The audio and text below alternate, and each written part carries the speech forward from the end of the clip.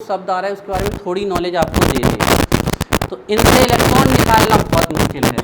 तो आप इसका रीजन क्या है ध्यान रखिएगा, ब्रैकेट में लिख लीजिएगा, high ionisation energy, high IE, this is the reason. ये कलर में कलर रिलीव नहीं कर रहे हैं।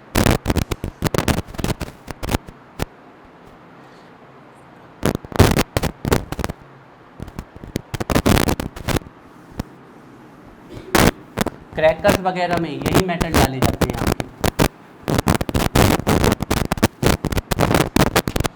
तो बच्चों एक दो और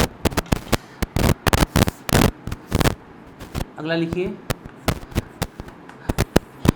बच्चों जब कोई एलिमेंट इलेक्ट्रॉन डोनेट करता है तो उस पर पॉजिटिव चार्ज आता है, और जब कोई इलेक्ट्रॉन लेता है तो उस पर नेगेटिव चार्ज आता है। यही उनकी ऑक्सीडेशन स्टेट कहलाती है। ये आगे निकालना सीखेंगे आप, ठीक है। तो हम आपसे पूछना चाहेंगे इन एलिमेंट के पे ऊपर कितना पॉजिटिव चार्ज आएगा और इन एलिमेंट पे कितना पॉजिटिव चार्ज आएगा, बताइए ऐसा क्यों? ऐसा इसलिए क्योंकि इनके बाहर की सेल में कितना इलेक्ट्रॉन आता है, 1। अंदर के इलेक्ट्रॉन डोनेट नहीं होते, सब बाहर की सेल के ही होते हैं, क्योंकि इतनी एनर्जी नहीं है यूनिवर्स में भी, इतनी एनर्जी नहीं है कि इनसाइड के इलेक्ट्रॉन निकाल ले। बहुत मुश्किल होता है इनसाइड से इलेक्ट्रॉन निकालना। तो इनके सबके आउटर मोस्ट में एक इलेक्ट्रॉन होता है, तो ये एक ही इलेक्ट्रॉन डोनेट करेंगे तो इन पे कितना चार्ज आएगा, +1। और इनके आउटर मोस्ट में 2 होते हैं, तो ये 2 इलेक्ट्रॉन डोनेट करेंगे तो इस पर कितना चार्ज आएगा, +2। तो इनकी ऑक्सीडेशन स्टेट कितनी होती है, +1 एंड +2। लिखिए, सो +1, अभी खड़ा कर रहे हैं दोनों को, सानिया और वैष्णवी, पढ़ाई के समय बिल्कुल भी। सो +1 and +2 oxidation state, oxidation state. So +1 and +2 oxidation state. So +1 and +2 oxidation state. तो देखिए जो ग्रुप फर्स्ट है, हालांकि हाइड्रोजन ग्रुप फर्स्ट का एलिमेंट नहीं है, लेकिन हम वो भी लिख देते हैं यहाँ पर, हेलिना की रब से फरियाद।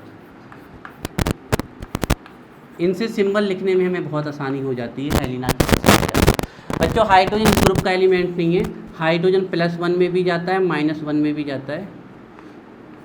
हालांकि हाइड्रोजन की भी सबसे कॉमन +1 ही है, बाकी इन सब की +1 है। +1 +1 +1 +1 +1 और इसका रीजन है इन सब के बाहर में कितना इलेक्ट्रॉन होता है, 1। ग्रुप 2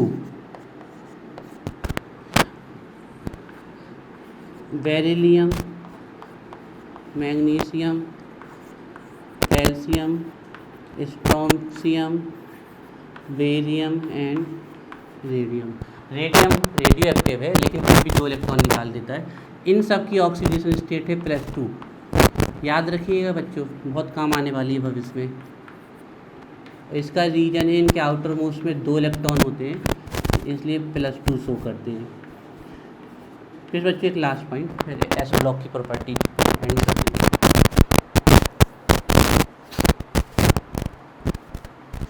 हाइड्रोजन के सबसे कॉमन +1 भी है, लेकिन ये -1 भी देता है। अब इनकी कुछ चीज़ें कम होती हैं, वो लिख लो, क्या क्या चीज़ें इनकी कम होती है, वो क्या होती है। कितने पॉइंट हो गए, ठीक है। देखो ये बड़ी आसानी से इलेक्ट्रॉन देते हैं, इसलिए इनकी आयोनाइजेशन एनर्जी बहुत कम होती है, 2 को छोड़ के।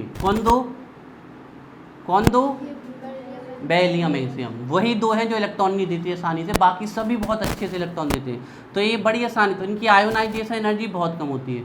इनकी इलेक्ट्रॉन लेने की टेंडेंसी नहीं होती, इलेक्ट्रॉन देने की टेंडेंसी होती है, उसी को बोलते हैं इलेक्ट्रॉन एफिनिटी। तो इनकी इलेक्ट्रॉन एफिनिटी भी कम होती है। इलेक्ट्रॉन को अट्रैक्ट करने की टेंडेंसी भी इनकी कम होती है, उसको बोलते हैं इलेक्ट्रोनेगेटिविटी। तो ये तीनों चीज़ें इनकी बहुत कम होती है। लिखिए, have very low ionization energy ionisation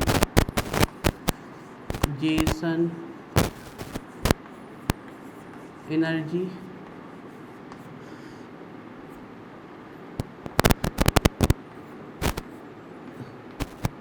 electron affinity,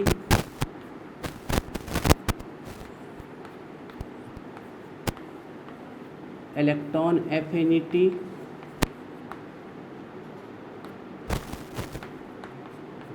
electron affinity and electronegativity, electronegativity, electronegativity.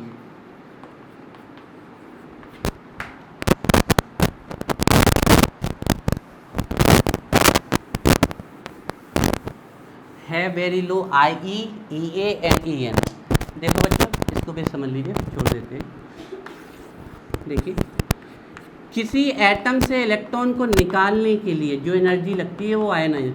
इनको तो ये तो वैसे ही देते हैं, इनको एनर्जी ना भी दो तब भी ये कहते हैं मैं सब इलेक्ट्रॉन ले जाओ, बहुत आसानी से। तो ये सबसे ज़्यादा दानी है, इनकी आयनाइजेशन एनर्जी सबसे कम होती है, बेरिलियम मैग्नीशियम को छोड़ के। इलेक्ट्रॉन एफिनिटी, ये इलेक्ट्रॉन बड़ी आसानी से देते हैं, लेकिन अगर कोई इलेक्ट्रॉन बाहर घूम रहा हो तो ये लेते नहीं हैं। इनको इलेक्ट्रॉन, ये दाता है, डोनर, तो इनकी इलेक्ट्रॉन एफिनिटी बहुत कम होती है। This is called electron affinity. अगर ये बॉन्ड में भी हो किसी के साथ, अगर ये किसी के साथ बॉन्ड में भी अटैच हो तो बॉन्ड के इलेक्ट्रॉन अपनी तरफ नहीं खींचते, दूसरी तरफ खिंचाते।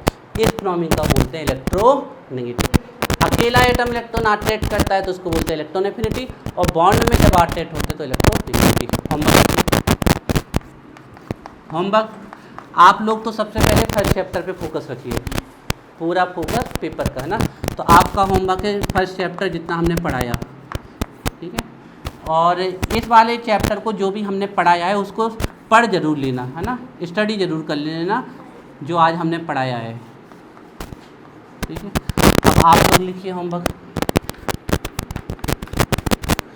तो आपको होमवर्क में मॉडर्न पीरियोडिक टेबल पूरी पढ़ के आनी है, मॉडर्न पीटी।